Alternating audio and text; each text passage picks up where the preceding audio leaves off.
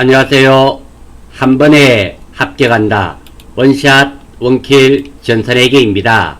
이번 강의는 전산 세무 2급 102회 1강 이론 강의를 진행할 수 있도록 하겠습니다.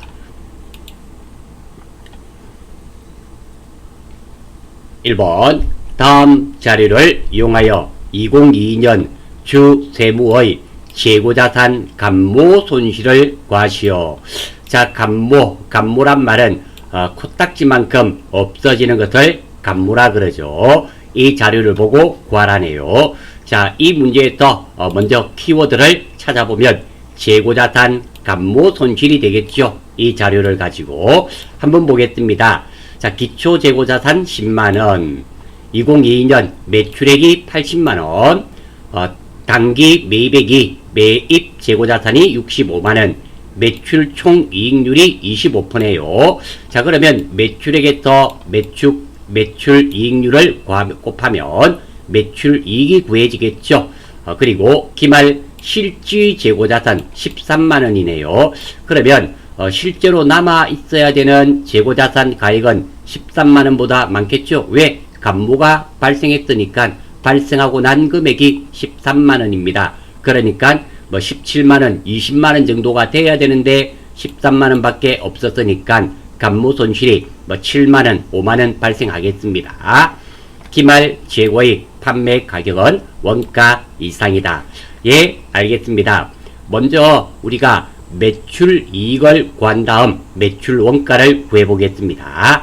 자, 먼저 매출액의 25%가 매출 이익률이네요. 그러면 매출 이익은 매출액 곱하기 0.25가 되겠죠. 그러면 매출 이익은 20만원이 됩니다. 그러면 이 매출액에서 매출 원가를 뺀 금액이 매출 이익이 됩니다. 따라서 매출액 80만원에서 매출이익 20만원을 빼면은 매출 원가는 60만원이 되겠네요. 다음입니다. 우리 공식 있죠? 매출 원가는 기초 플러스 당기 마이너스 기말 재고액입니다. 자, 매출 원가가 60만원으로 구해졌고요. 기초 재고자산이 10만원 여기에 나와 있습니다. 당기 매입액이 있었죠? 당기 매입액이 65만원. 그러면 기말 재고자산을 구할 수가 있습니다. 어떻게? 이항을 시키면 되겠죠? 이항을 시키면 15만원이 되어야 되겠네요. 자, 그러면 여기서 나오네요. 기말 실제 우리가 기말 재고자산이 얼마가 있어야 되는가 하면 15만원이 있어야 되는데 실사 결과 실제 조사 결과는 13만원 밖에 없네요. 즉 차액이 얼마가 발생했다? 2만원의 차액이 발생됐네요. 이 2만원이 없어졌죠. 이 2만원이 재고자산 감모 손실이 되겠습니다. 따라서 1번의 정답은 2번이 될 수밖에 없습니다. 자, 2번 다음 중 부채에 관한 설명으로 옳은 거, 맞는 거 찾는 거네요. 이런 문제가 시험에 나오네요. 출제위원님 땡큐. 자, 먼저 이 문제의 키워드는 부채에 대한 설명으로 옳은 것입니다. 부채는 보고기간 종료일로부터, 즉 보고기간 종료일이란 말은 결산일로부터 1년 이내에 만기 상환일이 도래하는지에 따라 유동부채와 비유동부채로 분류한다. 그렇죠? 정답은 1번이네요. 결산일로부터 1년 이내에 갚아줘야 되는 것은 유동부채, 결산일로부터 1년 이후에 갚아줘야 되는 것은 비유동부채가 되겠네요. 정답은 1번이 되겠습니다. 2번 한번 볼게요. 정상적인 영업주기 내에, 자, 여기서 말하는 정상적인 영업주기 내란 말은 특별한 경우 아니면 우리 시험에 뜨는 1월 1일부터 12월 31일까지를 의미하게 되겠죠. 소멸할 것으로, 없어질 것으로 예상되는 매입 채무와 미지급 비용 등 보고기간 종료일로부터 1년 이내에 결제되지 않으면 비유동부채로 분류한다. 언뜻 보면 2번이 맞는 말처럼 보입니다. 하지만 우리가 정상적인 영업주기 내에 소멸할 것으로 예상되는 매입 채무와 미지급 비용 등은 보고기간 종료일부터 1년 이후에 결제되더라도 비유동부채로 분류하는 것이 아니라 유동부채로 분류하게 되어 있습니다. 그래서 2번은 틀렸습니다. 보기를 잘 보셔야 되겠네요. 3번 미지급금은 일반적인 상거래에서 발생한, 자 3번 문제는 이것을 잘 보셔야 됩니다. 일반적인 상거래란 말은 재고자산을 사고 팔고 하는 것을 일반적인 상거래라 합니다. 에서 발생한 지급기일이 도래한 확정 채무를 말한다. 3번 틀렸죠? 외상 매입금이 되겠죠. 일반적인 상거래라 하면 재고자산을 사고 파는 것을 일반적인 상거래라 합니다. 미지급금은 일반적인 상거래 이외에서가 되겠죠. 그래서 3번도 틀렸고요. 4번 부채의 채무액이 현 시점에서 반드시 확정되어야 된다. 자, 부채의 채무액은 현 시점에서 반드시 확정될 필요는 없습니다. 그래서 2번의 정답은 1번이 되겠습니다. 크게 어려운 문제는 아니네요. 3번 다음 자료를 이용하여 유동부채에 포함될 금액을 구하시오. 자, 이 문제의 키워드는 유동부채 금액이네요. 출제위원님 땡큐. 자, 이렇게 계정 과목들이 나옵니다. 이렇게 확신이 들지 않는 계정 과목이 있다면 실무 화면의 계정 과목 및 지역 등록에서 컨트롤 F를 이용하면 쉽게 찾으실 수 있습니다. 자, 한번 볼게요. 단기 차입금 당연히 유동부채가 됩니다. 미지급 비용 유동부채가 되겠죠. 그리고 장기 차입금 장기가 들어갔으니까 비동이죠. 선급 비용은 자산이죠. 부채가 아닙니다. 무슨 이런 주례가 숨어 있네요. 퇴직급여 충당 부채 요것도 비유동 부채가 됩니다. 따라서 정답은 1억에 500이니까 1억 500만원이 되는데요. 혹시 이 중에서 퇴직급여 충당 부채가 이게 유동부채인지 비유동부채인지 구분이 잘 안된다, 기억이 안 난다, 그러면 어디에서 실무 화면 가보겠습니다. 실무 화면의 계정 과목 및 지교 등록에서 여기서 컨트롤 F 뭐 퇴직급여 충당 부채죠. 퇴직급여 충당 치면 나타납니다. 자, 이렇게 나타나고요. 자, 여기에 보시면 퇴직급여 충당 부채 위에 비유동부채로 나와 있죠. 이렇게 확인을 하면서 문제를 해결하시면 됩니다. 그래서 제가 땡큐 출제위원님 말씀드렸던 겁니다. 정답은 1번이 되겠네요. 자, 우리가 이론 문제가 총 15개인데요. 이론 공부를 열심히 하신 분은 12개 실력으로 맞추시면 되고요. 조금 시간이 없거나 이러신 분은 쉬운 문제 한 10개 정도만 맞추시면은 나머지 5개 찍더라도 한두 개는 맞지 않습니까? 합격하는 데는 전혀 지장이 없습니다. 물론 땡큐 문제는 반드시 맞추셔야 됩니다. 자, 4번 다음 중 일반 기업회계 기준상 유형자산 교환에 관한 설명으로 옳지 않은 것은, 자, 이 문제에서 키는 유형자산의 교환에 대한 설명입니다. 자주 출제되는 문제는 아닌데요. 이거 전산회계 1급 전산세부 2급 요약집에 있습니다. 키워드는 자산의 교환 처리는 내가 제공한 동장이공, 동종자산은 그러니까 자, 우리가 교환을 맞바꾸는 거죠. 맞바꾸는데 이거 받는 거의 금액은 내가 제공한 것으로 결정이 되는데요. 동종자산은 내 거의 장부금액, 동장, 내 거의 동종자산은 장부금액의 자산을 받은 거고, 이종자산은 공정가치를 받은 거다. 이렇게 생각하시면 됩니다. 자, 이게 자주 안 나오는 부분이니까 조금은 낯쓰시리라 생각됩니다. 자, 한번 확인해 보겠습니다. 요거 세무이급 요약집 5번에 나와 있는 내용이니까 참고하시면 됩니다. 자, 동종자산입니다. 동종자산 교환의 경우 취득원가는 내가 제공한 자산의 장부금액으로 인식합니다. 그래서 내가 제공한 동종자산은 장부금액입니다. 예를 한번 볼게요. 상공의 건물과 명성의 건물을 서로 교환을 하는데요. 자, 상공 내 겁니다. 취득원가 500만원, 감가상각 누객 200만원이니까 장부금액이 얼마죠? 300만원입니다. 따라서 받는 명성의 건물은 얼마짜리를 받았다?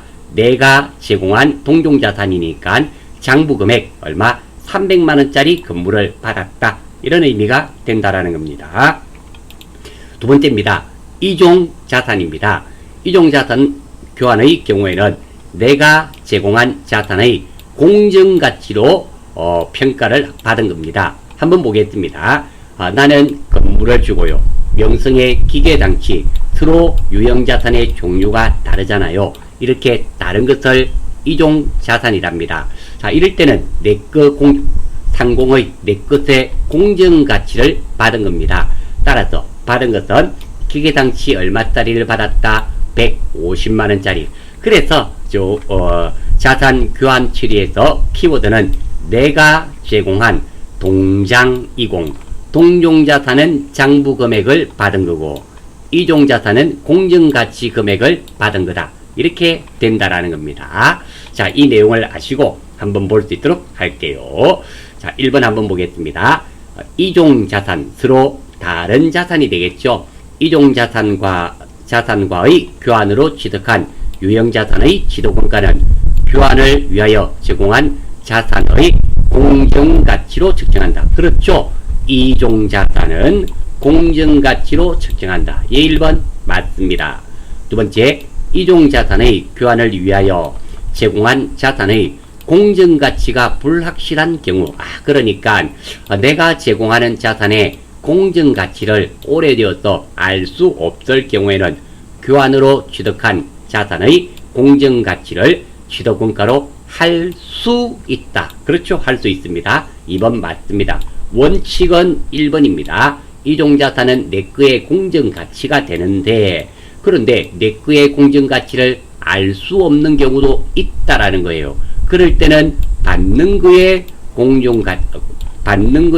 공정가치를 취득원가로 할 수 있다. 예, 2번도 맞는 말입니다. 3번, 자산의 교환에 현금 수수액이 있는 경우에는 현금 수수액을 반영하여 취득원가를 결정합니다. 예, 맞습니다. 4번, 유형자산의 공정가치는 감정평가액으로 한다. 정답은 4번이네요. 자, 공정가치란 말은 사고 싶을 때 살 수 있는 가격, 팔고 싶을 때 팔 수 있는 가격, 즉 시장가치를 말합니다. 시장가, 감정평가액을 말하는 게 아니죠. 따라서 이 문제의 정답은 4번이 되며, 4번, 이 문제는 실무 화면으로도, 실무 문제로도 충분히 출제될 수 있는 문제니까 꼭 좀 익혀주시면 좋겠습니다. 그렇게 어려운 문제는 아니에요. 많이 접하는 게 아닌 것은 사실입니다. 5번, 다음 중 재무제표의 기본 가정이 아닌 것은? 자, 이 문제의 키워드는 재무제표의 기본 가정이네요. 뭐 전산에게 2급에나 출제되는 거네요. 출제위원님 땡큐. 자, 그래도 우리 한번 살펴보겠습니다. 자, 우리 재무제표의 기본 가정 3가지가 있죠. 어떤 거? 기업 실체 가정, 계속 기업의 가정, 기간별 보고의 가정이 있는데요. 기업 실체 가정, 기업을 하나의 독립된 주체로 보고 우리가 기업을 운영한다는 것, 즉 기업과 소유주가 분리된다는 개념이고요. 계속 기업의 가정은 작년에도 했고 올해도 하고 있고 내년에도 계속할 것이라는 가정. 기간별 보고의 가정, 우리가 회사는 쭉 연속적이죠. 작년, 재작년에도 해왔고, 그리고 올해도 하고 있고, 앞으로 몇십 년 동안 더 할 수 있습니다.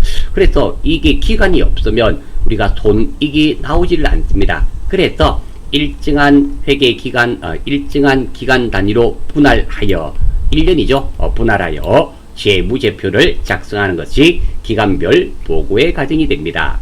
경영진이죠. 경영진은 기업 실체 외부의 이해관계자에게 재무제표를 작성하고 보고할 1차적인 책임을 지게 됩니다. 자, 한번 볼 수 있도록 할게요. 자, 재무제표의 기본 가정이 아닌 것은 기업 실체의 가정, 계속 기업의 가정, 기간별 보고의 가정은 다 있죠. 정답은 3번이네요. 발생주의의 가정은 손익계산서 작성 원칙이죠. 3번은 손익계산서 작성 원칙입니다. 자, 1번, 2번, 3번은 한번 읽어보시고 4번은 자, 발생주의의 가정 볼게요.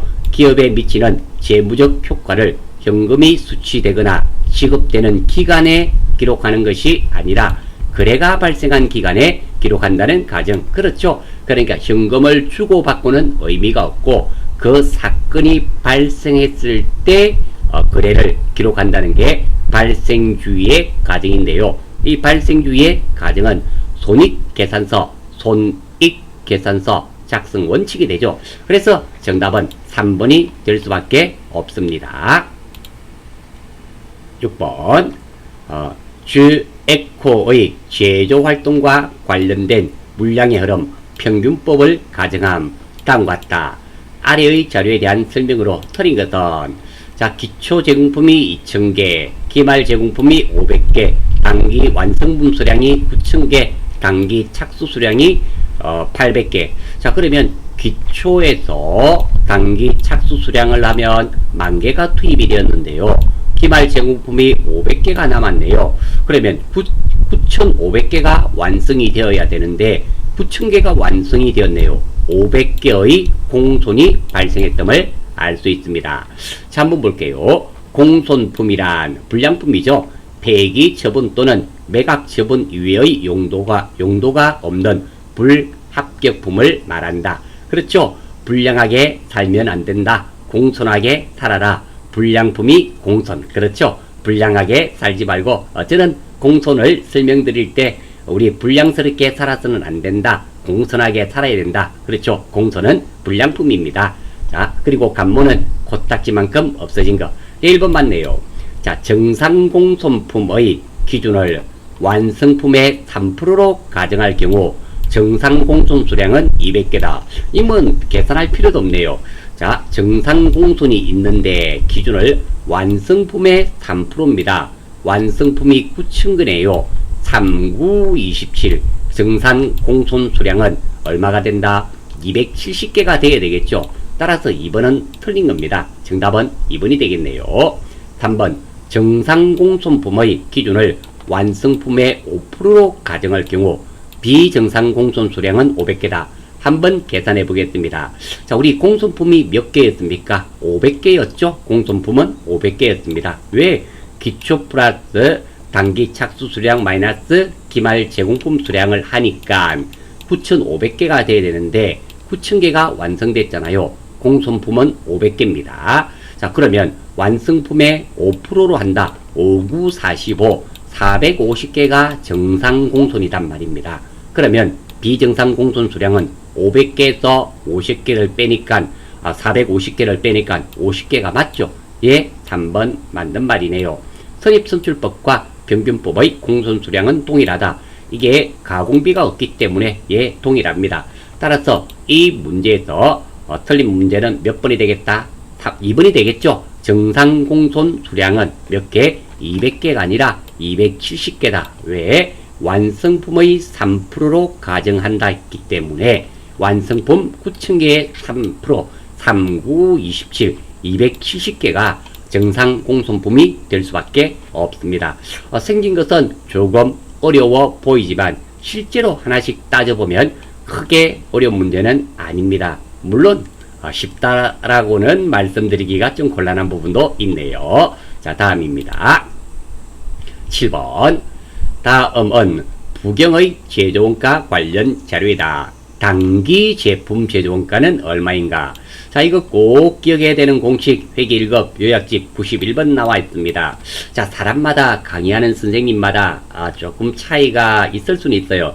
저는 이렇게 생각합니다. 제가 어떻게 말씀을 드려야 될지 모르겠지만 전산 세부 2급에 응시하시면서 이 공식 3개를 못 외우고 안 외우고 시험 치러 간다. 이거는 저는 개인적으로 볼 때 합격할 생각이 전혀 없다. 이렇게 밝게 말씀드릴 수가 없습니다. 이론 시험에 거의 3번 치면 2번이나 출제되는 겁니다. 공식에 대입만 하면 풀 수 있는 이런 문제인데 이런 문제를 버리고 시험에 응시하려고 한다는 것은 솔직히 있을 수 없는 일이다. 나쁘게만 생각하지 마시고요. 우리가 공부를 할 때 시험에 힘들고 어렵다 하더라도 시험에 반드시 출제되는 문제는 꼭 익히고 가셔야 됩니다. 이 문제는 꼭 출제되는 문제니까 꼭 좀 힘드시더라도 공식 꼴랑 3개입니다. 꼭 좀 외워주시기를 바랍니다. 자, 한번 볼게요. 자, 기초 원재료, 단기 원재료 매입, 그리고 기말 원재료네요. 원재료 금액 구할 수 있겠죠. 50만원에 120만원 나니까 170만원에 빼기 기말 원재료 5만원, 그러니까 165만원이 되겠네요. 예, 크게 문제가 없습니다. 자, 그래서 자, 단기 총 재료원가는 직접 재료비, 직접 노무비, 제조 간접비입니다. 직접 재료원가 방금 165만원 구했습니다. 그리고 직접 노무비가 있죠. 150만원. 그리고 제조 간접비 200만원입니다. 자, 이렇게 계산이 충분히 됩니다. 그러면 단기 총 재료원가가 515만원이 돼요.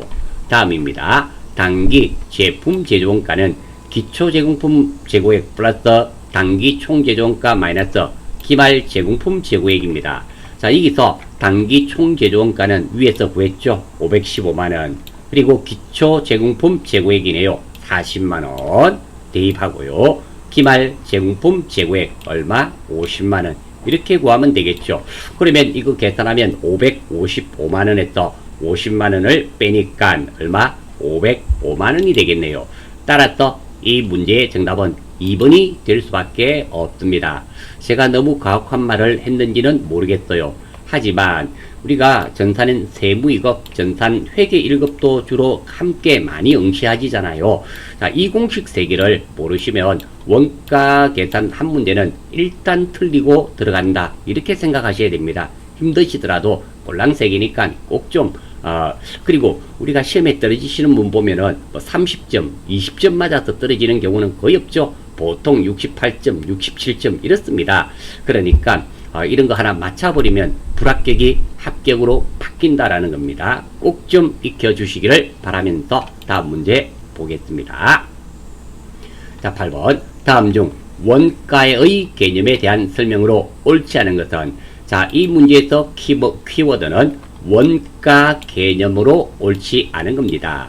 기본원가. 기본원가라는 것은 우리가 무엇을 만들기 위해서 반드시 있어야 되는 것. 직접 재료비와 직접 노무비가 있죠.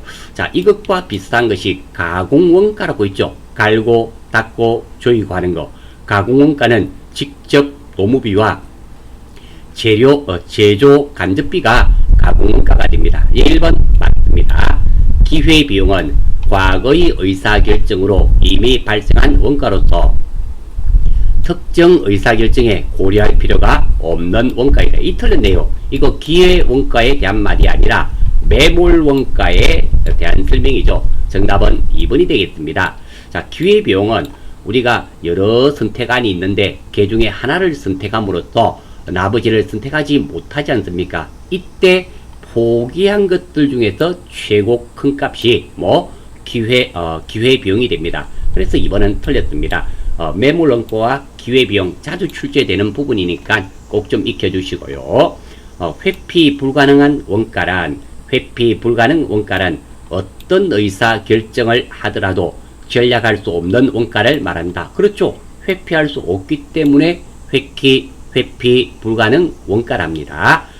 회피 불가능 원가. 회피 불가능 원가의 가장 대표적인 게 임차료가 되겠죠. 임차료. 이 대부분 회피 불가능 원가는 고정비입니다. 임차료를 내가 줄이고 싶다고 줄이고, 더 내고 싶다고 더 내고, 이렇게 할 수가 없죠.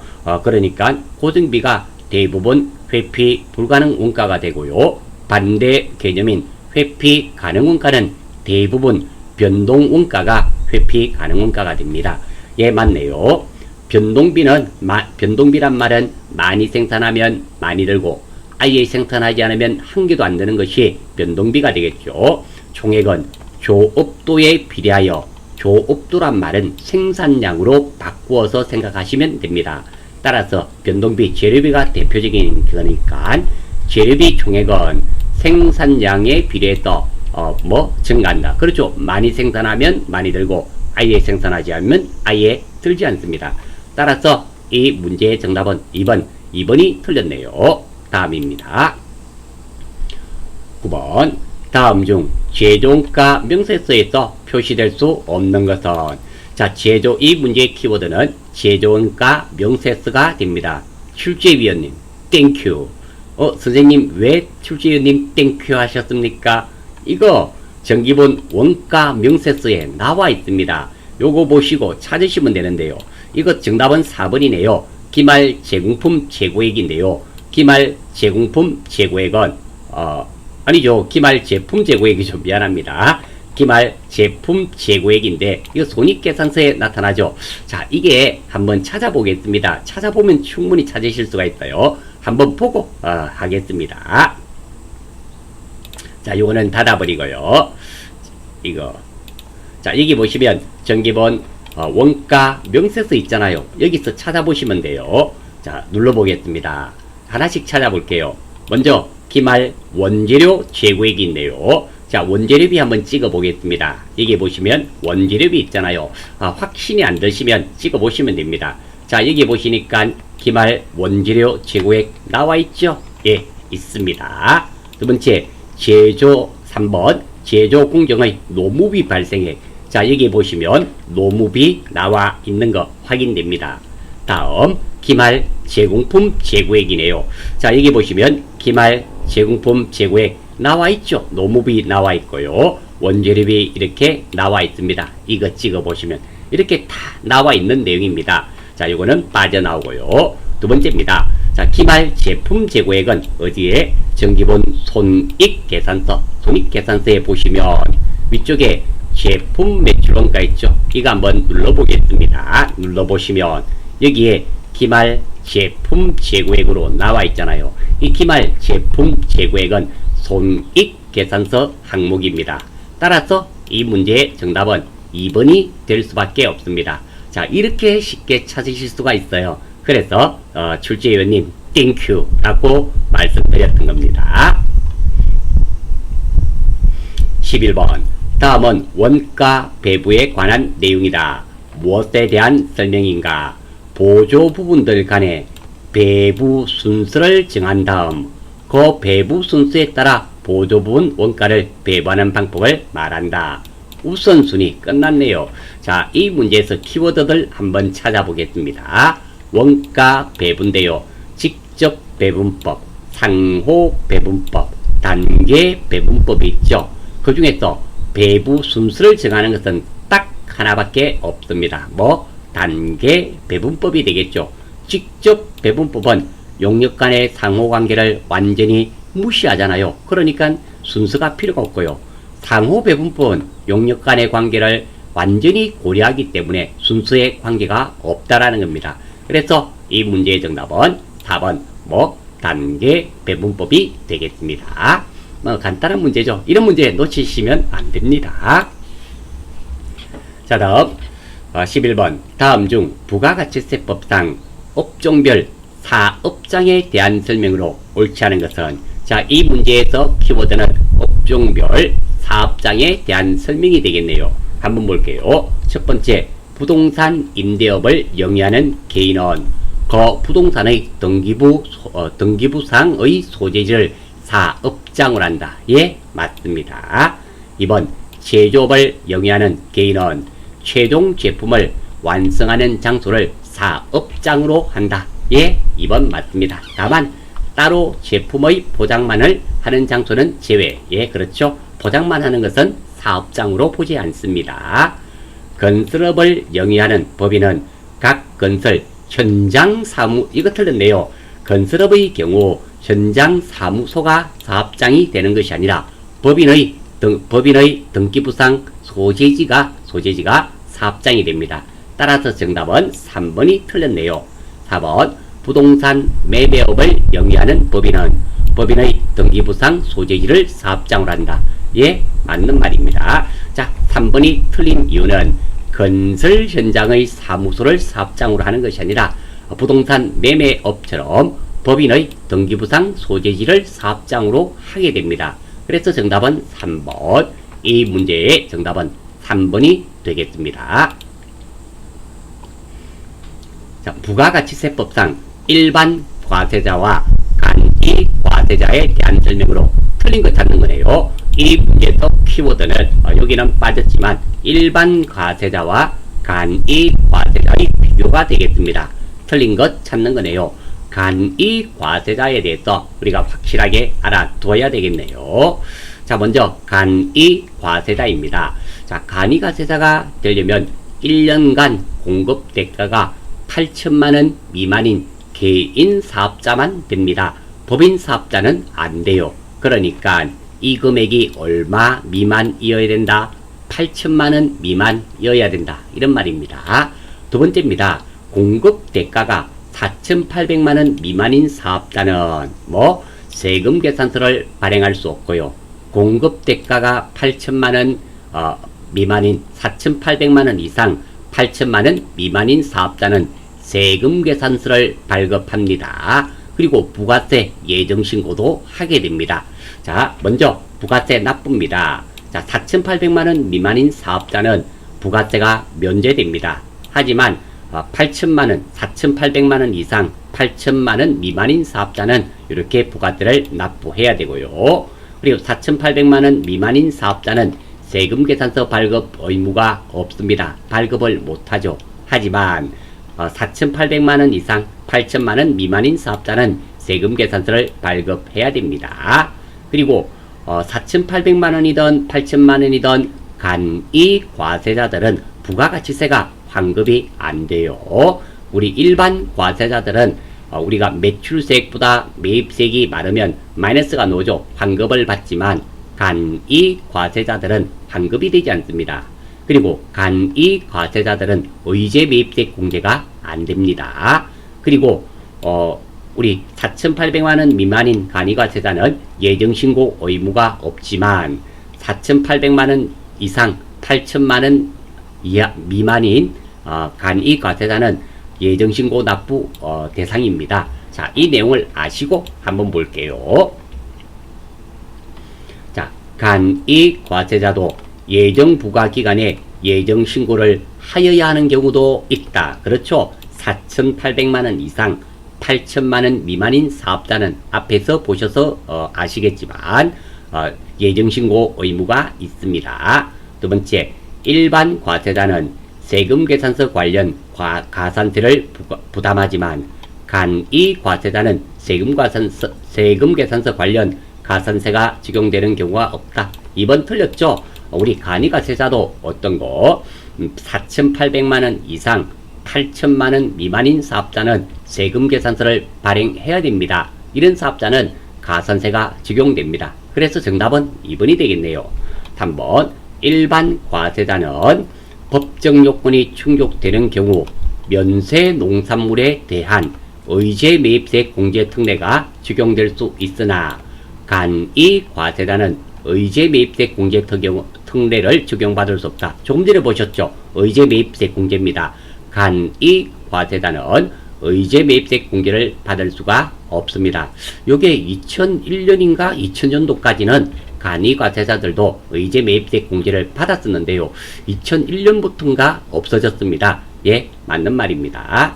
4번, 일반 과세자는 매입세액이 매출세액을 초과하면 환급세액이 발생하지만 간이 과세자는 매출세액이 공제세액보다 작아도 환급세액이 없다. 그렇죠? 우리 간이 과세자는 4,800만원 미만이든 4,800만원 이상 8천만원 미만인 간이 과세자든 환급이 없다 그랬습니다. 예, 맞습니다. 따라서 이 문제의 정답은 2번이 되겠습니다. 13번입니다. 다음 중 부가가치세법상 재화 및 용역의 공급 시기에 대한 설명으로 옳지 않은 것은, 자, 이 내용인데요. 꼭 좀 익혀주십시오. 단골 손님 아닙니까? 간단하면서 달달 외울 필요는 없습니다. 하지만 전반적으로 맞다 틀렸다 정도 판단하실 수 있는 능력은 되어야 됩니다. 틀린 것 찾는 겁니다. 장기 할부 판매, 대가의 각 부분을 받기로 한 때. 예, 맞습니다. 현금, 외상, 할부 판매, 재화가 인도되거나 이용 가능하게 된 때. 예, 2번 맞죠? 3번, 완성도 기준 지급 조건부 판매, 완성이 되어 사용 또는 소비될 때. 틀렸잖아요. 완성된 정도에 따라서 돈을 받습니다. 그래서 틀렸고요. 4번, 임대 보증금에 대한 간주 임대료. 그러니까 우리가 임대보증금 무엇을 빌려주고 보증금을 받습니다. 그러면 이 보증금의 이자만큼은 임대료로 받았다 치고 부가세 납부해야 되겠죠. 예, 예정신고 기간 종료일 또는 과세기간 종료일. 예, 맞습니다. 따라서 정답은 3번이 틀렸네요. 간단한 문제가 되고요. 꼭 좀 맞춰주시기 바랍니다. 14번 다음 중 소득세법상 기타 소득이 아닌 것은, 자, 이 기타 소득은 좀 알아주셔야 됩니다. 한번 볼게요. 종교 관련 종사자가 해당 과세기간에 받는 금액에 기타 소득 맞습니다. 원천징수하거나 과세 표준을 확정 신고한 경우는 제외고요. 연금 계좌의 운용 실적에 따라 증가된 금액, 연금 형태로 지급받는 경우, 정답은 2번이네요. 이것은 기타 소득이 아니라 연금 소득이 되겠죠. 연금 계좌의 운용 실적에 따라서 증가된 금액을 연금 형태로 받는 경우는 이것은 기타 소득이 아니라 연금 소득이 됩니다. 그래서 정답은 2번이네요. 계약의 위반, 해약으로 인하여 받는 손해배상금과 법정이자, 이것도 기타 소득이 되겠죠. 3번 같은 경우는 실무에서도 종종 출제되는 그런 내용이니까 꼭 좀 익혀주시고요. 4번 공익사업과 관련하여 지역권, 지상권의 설정, 대여로 인한 소득이 기타 소득이 되네요. 따라서 14번의 정답은 2번이 정답이 되겠습니다. 15번 열심히 달려왔네요. 마지막 문제입니다. 다음 중 사업소득의 총 수익 금액에 대한 설명으로 옳지 않은 것은, 틀린 거 찾는 거네요. 이 문제의 키워드는 사업소득의 총 수익 금액, 틀린 거네요. 한번 볼게요. 이거 읽어보시면 내용을 정확하게 모른다 하더라도 충분히 맞히실 수 있습니다. 한번 볼게요. 소득세 또는 개인 지방소득세를 환급받았거나 세금 냈다가 돌려받았단 말이죠.